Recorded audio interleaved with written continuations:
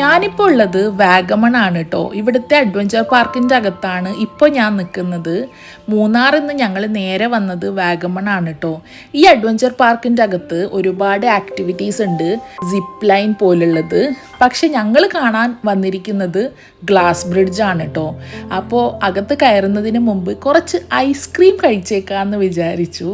അങ്ങനെ നമ്മളിതാ മുകളിലേക്കെത്തി. ഗ്ലാസ് ബ്രിഡ്ജിൻ്റെ മുകളിൽ എല്ലാവർക്കും ഒരുമിച്ച് കയറാൻ പറ്റില്ല. അറ്റ് എ ടൈം 20 ആൾക്കാർക്ക് മാത്രമേ കയറാൻ പറ്റുള്ളൂ. അവർ ടൈം അലോട്ട് ചെയ്ത് തരും. ഓൾറെഡി അതിൻ്റെ അകത്ത് 20 ആൾക്കാരുണ്ട്. നമ്മൾ വെയിറ്റിംഗ് ലിസ്റ്റിലാണ്. നമുക്ക് കിട്ടിയ ടൈം 2:30 ആണ് കേട്ടോ.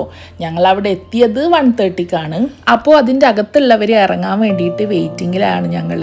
ഇപ്പോഴാണ് ഞങ്ങളുടെ ടൈം ആയത്. ഞങ്ങൾ മെല്ലെ നടന്നുകൊണ്ടിരിക്കുകയാണ് കേട്ടോ. ആക്ച്വലി ഞാനും വാപ്പയും ഉമ്മയും ബ്രദറും ഒക്കെ കന്യാകുമാരിയിൽ നിന്ന് ഓൾറെഡി ഇത് എക്സ്പീരിയൻസ് ചെയ്തിട്ടുണ്ട് കേട്ടോ. അതുകൊണ്ട് തന്നെ നമ്മുടെ ഗ്യാങ്ങിനെ ഞാനും ബ്രദറും കൂടിയാണ് ലീഡ് ചെയ്യുന്നത്. ആക്ച്വലി ഞാൻ ഫ്രണ്ടിലും ബ്രദർ ബാക്കിലും ആയിട്ടാണ് കേട്ടോ നിൽക്കുന്നത്. പക്ഷെ ഞങ്ങൾക്ക് ഓൾറെഡി എക്സ്പീരിയൻസ് ഉള്ളതുകൊണ്ട് ഞങ്ങൾക്ക് വലിയ പ്രശ്നം ഉണ്ടായിരുന്നില്ല. പക്ഷെ ബാക്കിയുള്ളവരൊക്കെ ഭയങ്കര എക്സൈറ്റഡ് ആയിരുന്നു. അതേപോലെ പേടിച്ചായിരുന്നു കേട്ടോ നടക്കുന്നത്. ആക്ച്വലി ഈ അഡ്വഞ്ചർ പാർക്കിൽ കയറാൻ വേണ്ടിയിട്ട് 50 റുപ്പീസാണ് കേട്ടോ അതിൻ്റെ ഫീസ്. പക്ഷെ കാറിന് സെപ്പറേറ്റ് ഫീസ് ഉണ്ട്, 30 റുപ്പീസാണ്.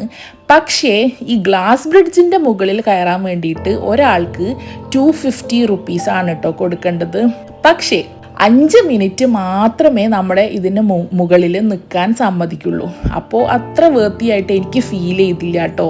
കാരണം 250 + 50 + 30 ഒക്കെ കൊടുത്തിട്ട് വെറും 5 മിനിറ്റ്സ് മാത്രം അതിൻ്റെ മുകളിൽ സ്പെൻഡ് ചെയ്യുക എന്ന് പറയുമ്പോൾ അത്ര വേർത്തി അല്ല എന്ന് എനിക്ക് തോന്നി.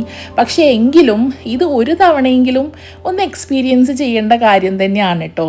കാരണം നമ്മൾ നടക്കുന്ന അടിഭാഗമൊക്കെ നമുക്ക് ശരിക്കും അറിയാൻ പറ്റും. വലിയ കൊക്കയാണ് കേട്ടോ അടിഭാഗത്ത്. നമുക്ക് ശരിക്കും പേടി തോന്നും. പക്ഷേ ഭയങ്കര ഒരു ത്രില്ലിംഗ് ആണ് കേട്ടോ. എനിക്ക് ഒത്തിരി ഇഷ്ടമായി. എങ്കിലും ഇത്രയൊക്കെ പേയ്മെൻറ്റ് ഉണ്ടെങ്കിലും ഒരു തവണ ഒന്ന് എക്സ്പീരിയൻസ് ചെയ്യുന്നത് നല്ലതായിരിക്കും. ഞങ്ങൾ അവിടെ ഉള്ളപ്പോൾ നല്ല ഇടിയും മിന്നലും കാറ്റും ചെറിയൊരു മഴയൊക്കെ ഉണ്ടായിരുന്നു കേട്ടോ. അതുകൊണ്ട് ഞങ്ങളോട് അവർ പറഞ്ഞു പെട്ടെന്ന് തന്നെ ഇറങ്ങണം, കാരണം ഇവിടെയാണ് ആദ്യം ഇതൊക്കെ ഏൽക്കുക എന്ന്.